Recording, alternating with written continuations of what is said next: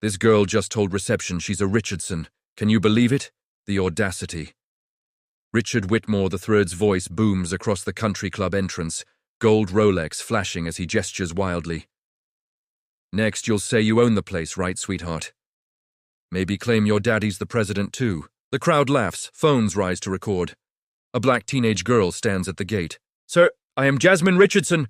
I have documentation. I'm expected at the Tudiao board meeting. Her voice stays soft, respectful, almost apologetic. Documentation? Richard snatches her folder, waves it at the crowd. Fake papers, probably printed at the library. The laughter rolls through the courtyard like a wave, sharp, careless, confident. It's the kind of laughter that comes from people who have never had to doubt their place in the world. Jasmine Richardson doesn't laugh. She stands still, both hands clasped loosely in front of her now empty grip, shoulders squared, chin level. Her breathing is steady, but her pulse is loud in her ears. The white stone entrance looms behind her, tall columns casting long shadows across the polished driveway. Luxury cars idle nearby. A valet glances over, then looks away. Richard Whitmore III thrives in moments like this. 52 years old, sun-tanned, perfect teeth. Confidence inherited and reinforced by decades of never being questioned. He turns slowly, letting the crowd drink him in. Kids today, he says loudly, shaking his head. No shame, no respect, just stories and entitlement. Phones zoom in. Jasmine swallows once. Sir, she says again evenly, those documents are certified. If you'll allow me to retrieve them. Oh, we're past that, Richard cuts in, flipping through the papers without reading them. I've seen better forgeries from teenagers trying to buy fake IDs. Someone snorts. Another person laughs too loudly. The security guard at the gate shifts his weight. He looks uncomfortable, but he doesn't intervene. Jasmine notices. She always notices. 5 years of learning when to speak, and when silence was safer, had sharpened her instincts. But today wasn't about safety. Today was about showing up. I'm not here to cause a scene, she says quietly. I'm here to attend a meeting my family was formally summoned to. That word, family, changes the air. Richard's smile thins. Listen carefully, kid, he says, stepping closer, lowering his voice just enough to sound reasonable. The Richardson family built real wealth. They didn't ride buses, they didn't show up alone, and they certainly didn't send teenagers with library print paperwork. He leans back, louder again. This is private property. You don't belong here. For the first time, Jasmine's fingers curl into her palms. I do, she says. The courtyard stills for half a second. Then the laughter returns, harder, crueler. What no one notices is the small brass plaque just inside the entrance, listing the founding members of Whitmore Country Club. One name has been there since 1968, Richardson, and in less than an hour, everyone laughing is going to wish they had read it more carefully. They thought this was a scam, a joke, a girl reaching too far. But inside the building behind her, a board meeting was about to begin, and one empty chair was waiting for someone they never expected to see. 72 hours earlier, Jasmine Richardson's alarm went off at 5:30 a.m. The sound was soft but persistent, filling the small bedroom she shared with stacks of books, neatly folded clothes, and a single framed photograph on the nightstand. She reached over, silenced it, and sat up without hesitation. No groaning, no delay. Mornings were not something she negotiated with. The apartment was quiet, except for the distant hum of traffic and the faint clink of a pan in the kitchen. Her grandmother was already awake. Evelyn Richardson believed the day started when purpose did. At 70 years old, she moved with careful efficiency, silver hair pulled back, cardigan buttoned even though the heat hadn't kicked on yet. She hummed an old gospel tune while scrambling eggs, the kind of song that carried history in its melody. "Morning, baby," Evelyn said without turning. "Morning, Grandma." Jasmine poured 2 glasses of orange juice from a carton that had been stretched one careful week at a time. She set the table. 2 plates, 2 forks. Routine mattered in a world that changed too quickly. "You've got that chemistry exam today," Evelyn said. Jasmine nodded. "I'm ready." And she was. Straight A's didn't come from talent alone. They came from discipline, repetition, and the understanding that mistakes cost more when people expected you to fail. Riverside Academy expected excellence, but it didn't expect her. It was a school of iron gates, trimmed hedges, and tuition numbers whispered like secrets. Most students arrived in cars worth more than the apartment Jasmine grew up in. She arrived by bus, 2 transfers, 45 minutes each way, reviewing notes while luxury SUVs passed her window. No one there knew her real story. They knew she was smart, polite, quiet, on scholarship. They didn't know why the scholarship existed, or why her last name carried weight in rooms she'd never been invited into. Her parents had died 5 years earlier. A car accident, sudden, final. She was 12, old enough to understand loss, but too young to understand what came next. Lawyers, trusts, conversations spoken softly behind closed doors. And then her grandmother had made a decision. "We're going to live simply," Evelyn had said. "Let the world meet you before it meets your money." So they did. They lived modestly. Jasmine worked weekends. She earned her place everywhere she went. And the inheritance, vast, complicated, powerful, waited quietly in the background. Until Thursday afternoon. Jasmine came home from her shift at the coffee shop to find Evelyn sitting at the kitchen table, a letter open in front of her. Not a bill, not school mail, legal stationery. "Baby," Evelyn said, her voice tight. "You need to read this." It was a formal notice, an emergency board meeting, Saturday, 2 o'clock, mandatory representation from the Richardson Family Trust. Jasmine read it twice. "What happens if no one shows?" she asked. Evelyn didn't answer right away. She slid another document across the table, annotated, highlighted, filled with margins notes written over decades. "They can vote," she said quietly, "and they'll take what your grandfather built."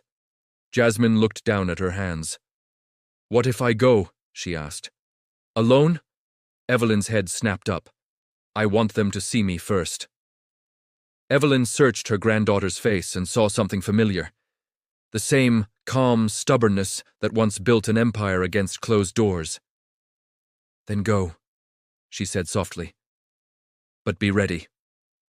Jasmine thought the hardest part would be walking into that building. She had no idea the real test would come before she ever reached the door, and that showing up alone would make her a target. Saturday afternoon arrived clear and unforgiving. Jasmine stepped off the bus 3 blocks from Whitmore Country Club, the doors folding shut behind her with a tired hiss. She adjusted the strap of her bag on her shoulder and took a moment to steady her breathing. The neighborhood shifted instantly. Streets widened, lawns stretched deep and manicured. Stone walls replaced chain-link fences. Every house sat back from the road as if distance itself were a status symbol. She checked her phone. 1:47 p.m. Plenty of time. Plenty of. She walked the remaining blocks at an even pace, shoes quiet against the pavement. Each step felt heavier than the last, not from fear, but from awareness. She could already feel the eyes before she ever saw them. The kind of attention that didn't come from curiosity, but from assessment. A girl like her didn't belong here. The club appeared ahead, rising behind wrought iron gates and white columns that caught the afternoon sun. Flower beds framed the entrance, trimmed to perfection. Valets moved with practiced ease, opening doors for arriving members, greeting them by name. Laughter floated out from the terrace, glasses clinked. Everything about the place announced comfort and certainty. Jasmine paused at the edge of the drive. She smoothed her blouse, checked her folder, documents arranged carefully, each one exactly where it needed to be. Birth records, trust certificates, correspondence, proof layered on proof. Not that she expected anyone to ask politely. At the gate, a uniformed security guard glanced up from his clipboard. His expression changed the moment he saw her. Not openly hostile, just cautious. Curious in the wrong way. "Can I help you?" he asked. "Yes," Jasmine replied. "I'm here for the 2 o'clock board meeting." The guard frowned slightly. "Name?" "Jasmine Richardson." The pen paused mid-air. He scanned the list once, then again. "I don't see. I'm representing the Richardson Family Trust," she said gently, already anticipating what came next. His eyebrows lifted. He looked at her more carefully now, Shoes, bag, clothes, face. "I'll need to check with—" "That won't be necessary," a voice interrupted. Richard Whitmore III stepped out from the side entrance, drink in hand, surrounded by two men in golf shirts who looked amused by everything and impressed by nothing. His laughter faded when he noticed Jasmine, curiosity quickly souring into something else. "What's going on here?" he asked. The guard straightened. "This young lady says she's here for the board meeting, claims she's a Richardson." That was the word. Claims. Richard looked at her as if she'd just told a joke without realizing it. Then he laughed. Not politely, not quietly, loud enough to turn heads. Jasmine felt the shift as people slowed, turned, gathered. She opened her mouth to speak. "This girl just told reception she's a Richardson. Can you believe it? The audacity!" The rest unfolded exactly as she'd feared, and exactly as she'd prepared for. But preparation doesn't stop humiliation. It only teaches you how to stand still inside it. As phones rose and laughter sharpened, Jasmine remained where she was, between the gate and the crowd, holding on to one truth no one around her was ready to accept. She wasn't asking for entry, she was already expected. They thought stopping her at the gate would end the story. They didn't realize the meeting inside was already missing something, and every minute she stood outside brought them closer to a mistake they couldn't undo. The laughter didn't fade, it multiplied. Richard Whitmore III held Jasmine's folder in the air like a prize, flipping through the pages without reading a single word. He turned each sheet just long enough for the crowd to see seals and signatures, details that meant nothing to people who had already decided the truth. "Look at this," he announced. "She came prepared." A few people leaned closer. Someone muttered, "Bold." Another laughed. "Kids these days." Jasmine took a slow breath. She didn't reach for the papers. She didn't argue. She had learned long ago that reaching for something people didn't believe you owned only made them pull it farther away. "Sir," she said evenly, "those documents are originals. If you'll allow me to speak to the board secretary—" "Oh, now she knows procedure," Richard cut in. "Impressive." His wife, Patricia, had joined the gathering. She stood just behind him, sunglasses perched on her head, expression cool and appraising. She looked Jasmine up and down the way one might inspect a stain and decide whether it was worth removing.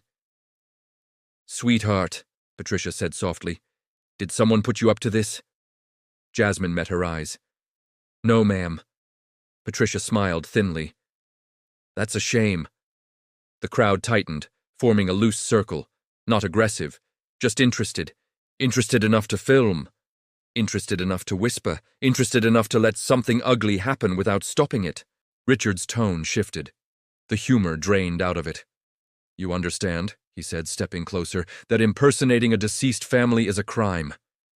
"I'm not impersonating anyone," Jasmine replied. "I am Jasmine Richardson. My grandfather was James Richardson." Richard scoffed. "The Richardsons were wealthy, powerful. They didn't send children to do their business." "I wasn't sent," she said. "I came." That earned her a few raised eyebrows and one sharp laugh from behind. "That's even worse," someone said. "She believes it. She—" The security guard shifted again.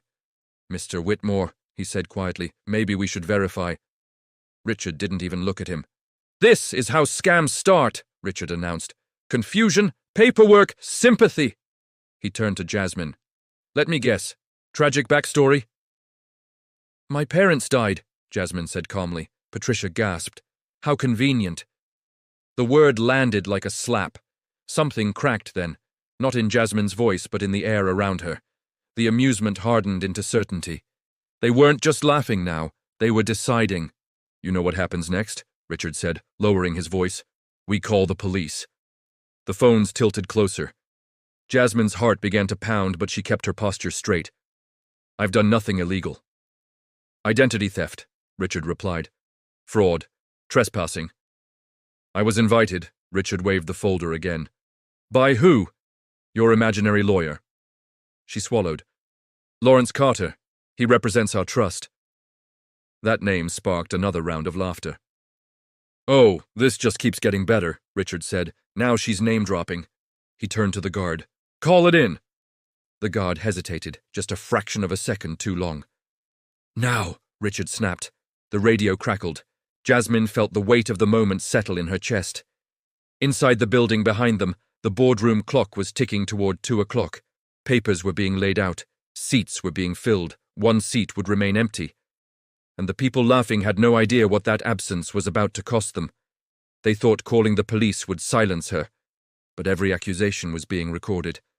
And the truth was already moving toward the front door faster than anyone realized.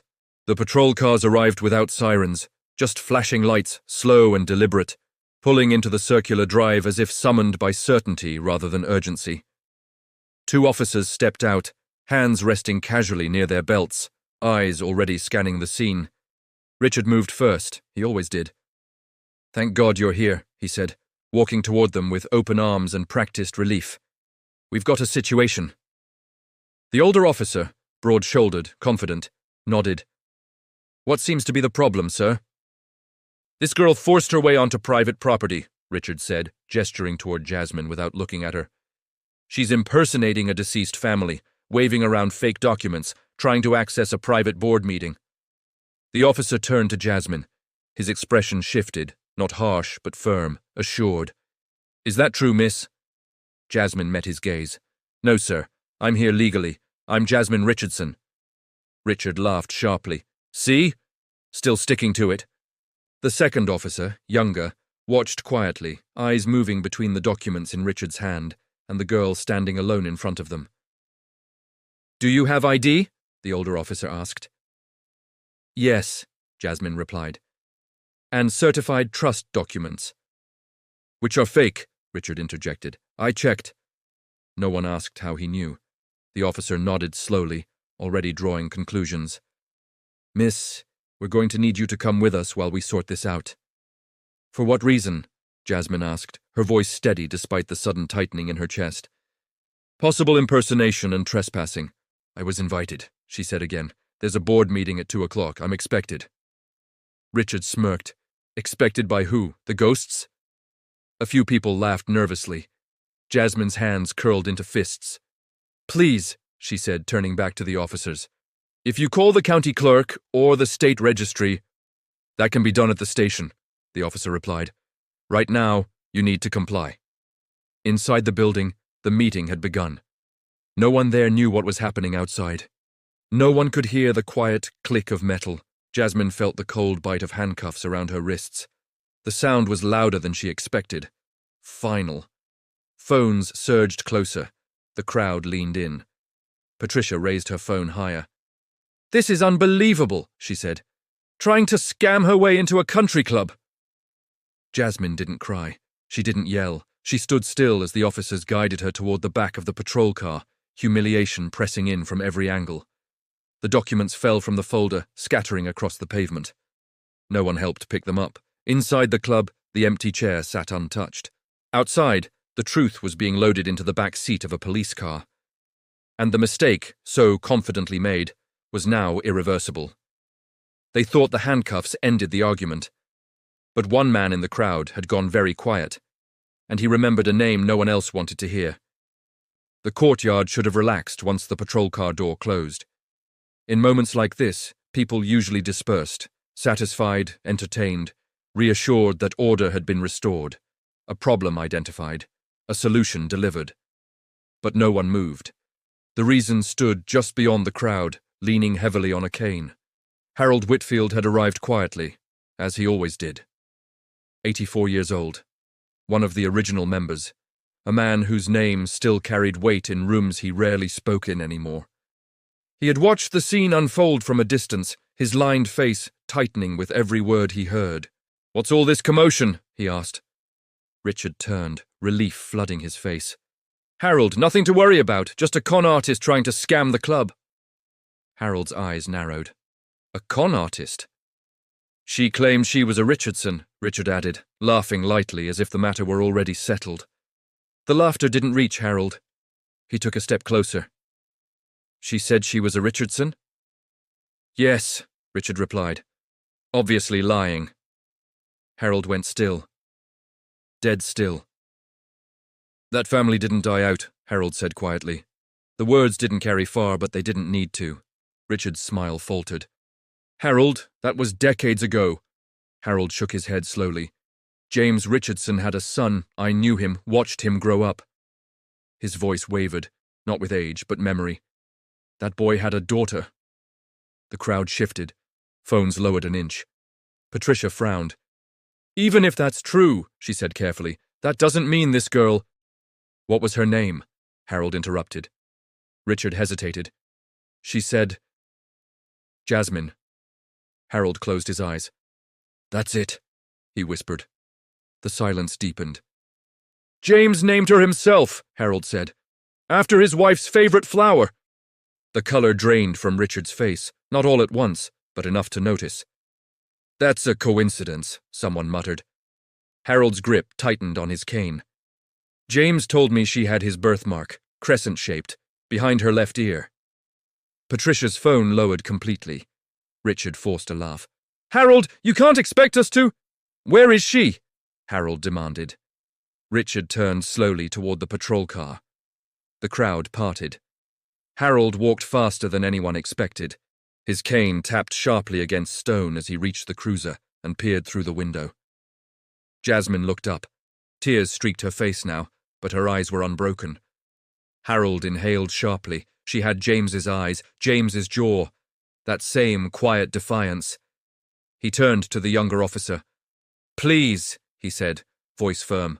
Check behind her left ear. The officer hesitated, then opened the door. Jasmine turned her head. There it was. A small, crescent-shaped mark. The officer's expression changed instantly. Behind them, the crowd went silent. And somewhere inside the building, the board chair looked down at the empty Richardson seat and checked the clock. In that moment, everything shifted.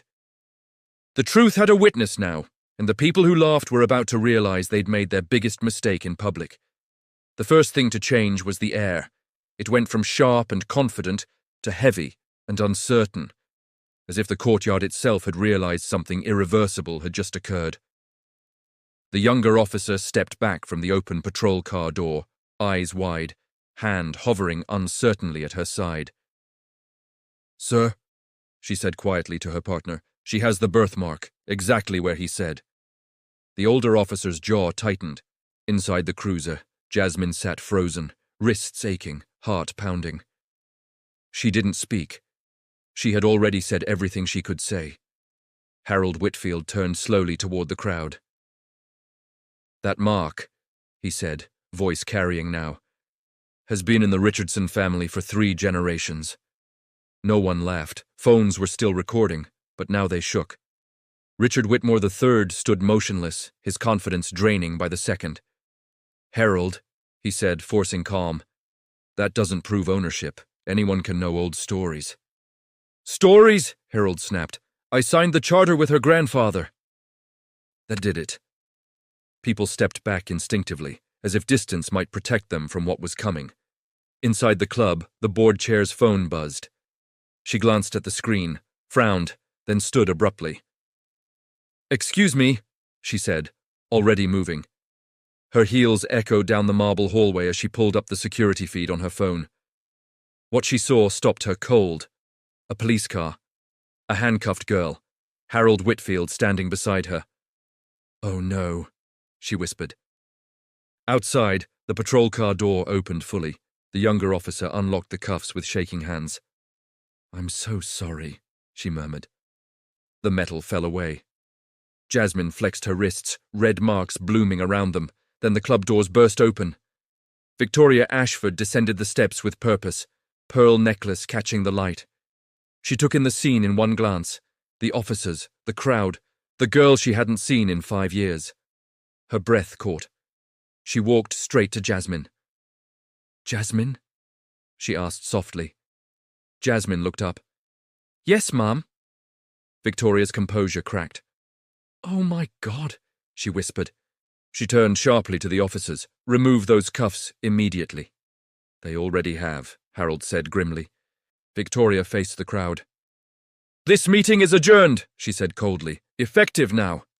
Richard opened his mouth. Not another word, Victoria snapped. She looked back at Jasmine, voice gentle again. You were expected. The crowd stood frozen as Jasmine stepped out of the cruiser. The girl they'd mocked, the girl they'd accused, the girl they'd arrested. She was no longer standing at the gate. She was being escorted inside, but the humiliation wasn't over yet.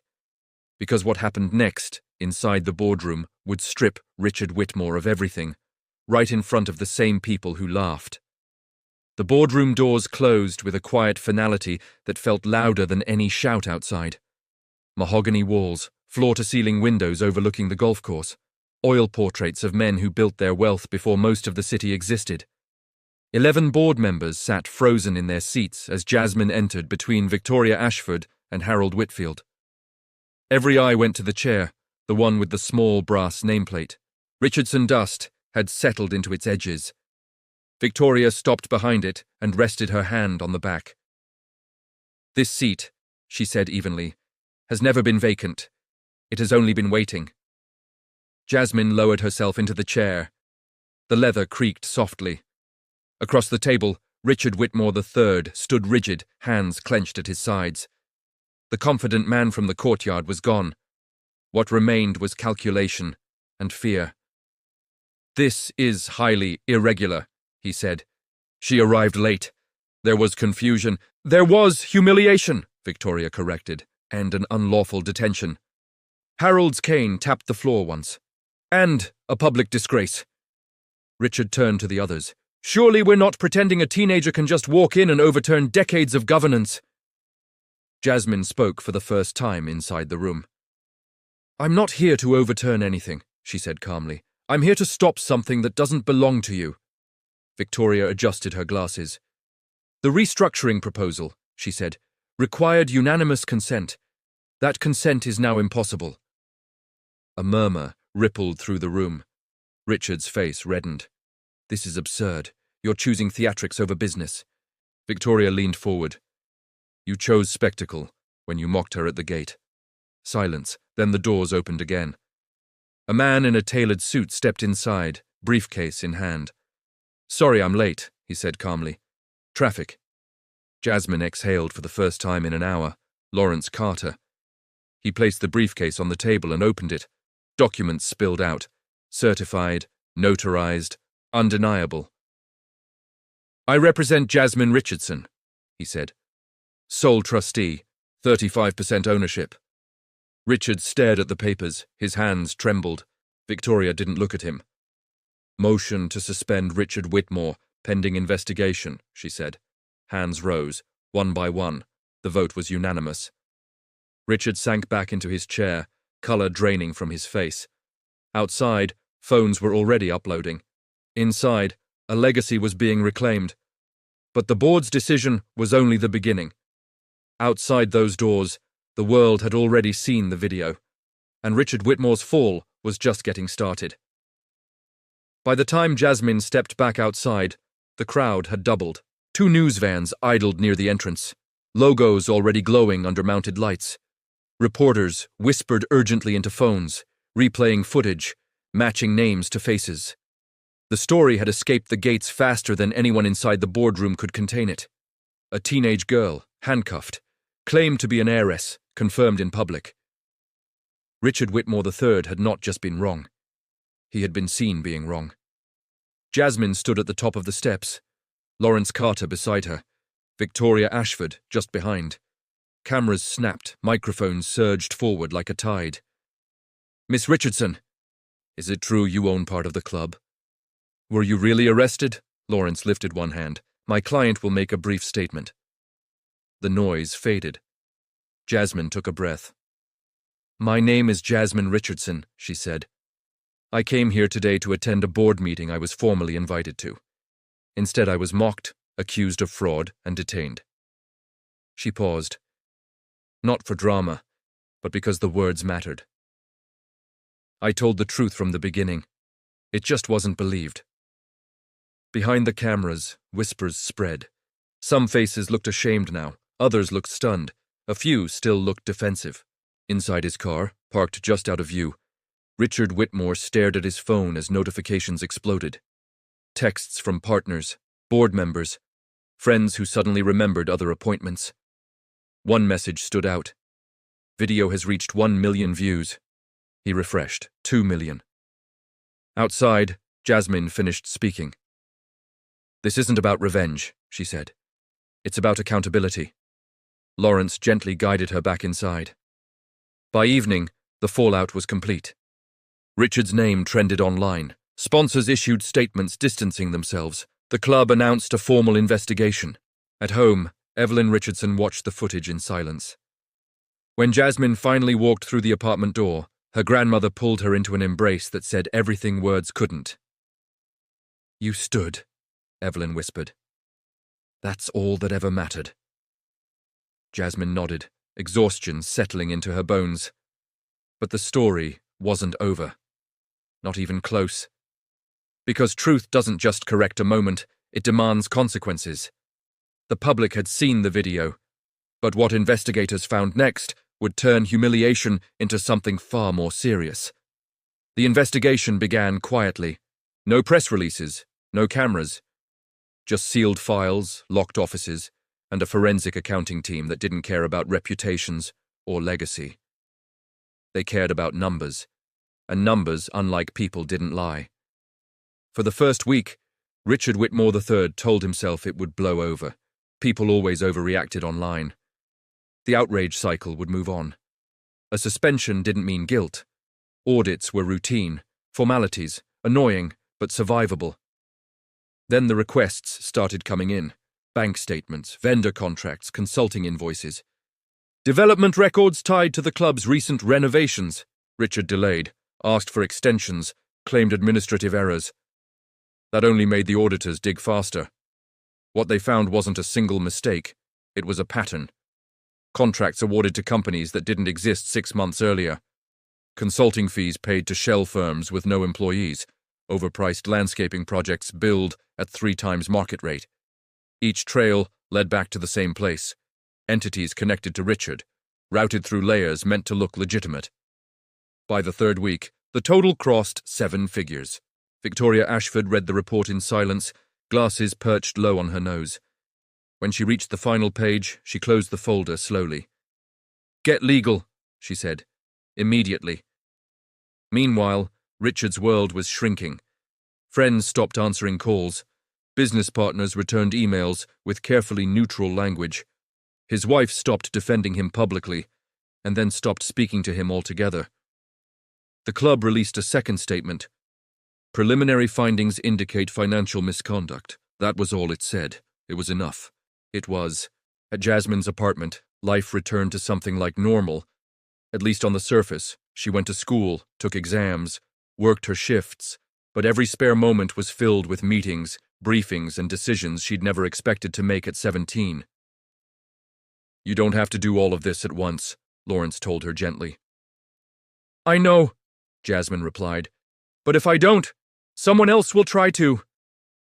That was the lesson she'd learned at the gate. Silence created opportunity for the wrong people. One afternoon, Harold Whitfield called. "Harold, they've uncovered more than money," he said quietly. "There were votes manipulated, memberships denied, families turned away." Jasmine closed her eyes. "So it wasn't just me." "No," Harold said. "It never is." When federal agents arrived at Richard's office, there were no cameras this time. Just badges, just questions. Just evidence that had nowhere left to hide. By nightfall, the story changed again. Not millionaire mocked teen. Now it was. Executive under investigation for fraud and abuse of power. Richard sat alone in his house that night, staring at the walls, realizing too late that the moment he laughed at the gate had only been the beginning of his reckoning. Because humiliation fades, but records remain. Richard thought losing face was the worst that could happen. He hadn't yet realized the investigation was no longer internal, and the next knock on his door wouldn't be from the board. The courtroom was nothing like the country club. No marble columns meant to impress, no soft lighting, no laughter drifting in from a terrace, just wood, flags, and the quiet weight of consequence. Everything inside those walls existed for one purpose: to separate truth from excuse. Richard Whitmore III sat at the defense table in a dark suit that suddenly looked ordinary. smaller. His hands were folded, but they wouldn't stop shaking. The confidence that once filled a courtyard had nowhere to stand here. Across the aisle, Jasmine Richardson waited her turn. She wore a simple navy dress. No jewelry, no statement. She didn't need one. The prosecutor called her name. "Miss Richardson, please take the stand." Jasmine stood, walked forward, and sat without hesitation. She raised her right hand, swore to tell the truth, and placed both palms flat on the stand. The prosecutor began gently. "Why did you go to Whitmore Country Club that day?" "I was invited," Jasmine replied. "There was an emergency board meeting regarding my family's trust." "And what happened when you arrived?" Jasmine took a breath. "I was mocked, accused of lying, and handcuffed." The courtroom remained silent. The prosecutor nodded. "Did you ever misrepresent who you were?" "No." "Did you ever raise your voice?" "No." "Did you resist the officers?" "No." He let that sit. On the defense's turn, Richard's attorney tried a different approach. "Miss Richardson, you arrived alone, correct?" "Yes." "You didn't bring legal representation?" "Not initially." "And you didn't present government-issued photo ID?" "I had my student ID and certified documents." The attorney leaned forward. "Would you agree that might have caused confusion?" Jasmine met his eyes. "Confusion doesn't justify handcuffs." A murmur rippled through the gallery. The judge raised a hand. Silence returned. The defense tried again. "Isn't it possible Mr. Whitmore genuinely believed you were lying?" Jasmine paused. "He believed what he wanted to believe," she said calmly, "before he ever looked at the papers." The prosecutor stood for redirect. "Miss Richardson, when Mr. Whitmore laughed at you, what did that tell you?" "That he had already decided who I was." "And who was that?" Jasmine's voice didn't waver. "Someone who didn't belong!" Richard stared at the table. Outside the courtroom, cameras waited. Inside, the evidence spoke. Emails, contracts, recordings, patterns. The jury didn't deliberate long. When the verdict was read, Richard closed his eyes. Guilty, on all counts. Jasmine didn't smile. Justice wasn't about satisfaction, it was about finality. The verdict ended the trial, but the judge still hadn't spoken, and when sentencing came, Richard would learn exactly what that moment at the gate had cost him. The courtroom stood again. This time, no one shuffled, no one whispered. The verdict had settled into the room like a heavy fog, and now everyone waited for the final weight to drop. Richard Whitmore III rose slowly beside his attorney. The judge adjusted her glasses and looked directly at him, not with anger, not with sympathy, but with something far worse, disappointment. "Mr. Whitmore," she began, "this court has reviewed the evidence, the testimony, and the findings of the investigation. What stands out most is not only the financial misconduct, but the abuse of authority." Richard swallowed. "You used position, reputation, and influence as weapons," the judge continued. "You assumed immunity where none existed, and when challenged, you escalated rather than corrected." She paused. "Most troubling of all, you involved law enforcement to publicly discredit an innocent person." Jasmine sat motionless in the gallery, hands folded in her lap. "This court finds no justification for your actions," the judge said. "Only entitlement." The sentence was read carefully, deliberately. Prison time, financial restitution, permanent removal from corporate leadership roles. Richard's knees nearly buckled as the words echoed through the room. "This court is adjourned." The gavel fell. That was it. No applause, no celebration, just the sound of a man being led away by the same system he once believed existed to protect him. Outside, reporters waited, but Jasmine didn't stop. She walked past the cameras, past the questions, past the noise. At home that evening, Evelyn Richardson poured 2 cups of tea and sat across from her granddaughter. "You did something important," she said softly. "I didn't plan to," Jasmine replied. "I just didn't want to lie." Evelyn smiled. "That's usually how it starts." Weeks later, Jasmine returned to the country club, not as spectacle, not as headline, but as owner. She walked through the same gate without stopping. No one laughed. No one questioned. The chair with her family's nameplate was polished now, clean, waiting. She took her seat, not because she demanded it, but because it had always been hers. But power doesn't end with a sentence, and Jasmine would soon discover that reclaiming an inheritance was only the first step toward changing what that gate stood for. Power rarely announces itself. It doesn't arrive with speeches or applause. Most of the time it moves quietly, through meetings no one films and decisions that don't trend online. That's how Jasmine Richardson chose to use hers. The first board meeting after the trial was brief. No photographers, no press releases. Just 12 people seated around the table, many of them still uncomfortable in her presence. Not because she was young, but because she represented accountability. Jasmine listened more than she spoke. When the agenda reached membership review, she raised her hand. "I'd like to add something," she said. The room stilled. "For years," Jasmine continued, "membership here has been about exclusion disguised as tradition. That ends now." A few board members exchanged glances. "I'm not asking for approval," she added calmly. "I'm exercising my authority." She proposed transparent criteria, independent oversight, scholarships for staff families, community access days, quiet, structured, respectful, no speeches, just policy. The changes passed, not unanimously, but decisively. Outside the club, life shifted in small ways. Staff who once avoided eye contact stood straighter. Guards greeted guests without suspicion. Applications were reviewed on merit, not assumption. One afternoon, Jasmine returned to the gate alone, the same place where everything had begun. The guard, new, younger, recognized her immediately and opened the gate without a word. Jasmine stopped him. "Wait," she said gently. She walked to the edge of the drive and looked back at the street. Buses still passed, people still walked by, unaware of what had happened there weeks before. She turned to the guard. "No one should ever feel like they don't belong before they even speak." The guard nodded. "Understood, ma'am." At home that night, Jasmine sat at her desk and opened an old folder, her grandfather's letters. One line stood out, underlined in faded ink. "Inheritance is not what you keep, it's what you correct." She smiled. The world remembered her as the girl who stood still while others laughed. But that wasn't the story she cared about. She cared about the gate, and who would never be stopped there again. They mocked her for claiming an inheritance.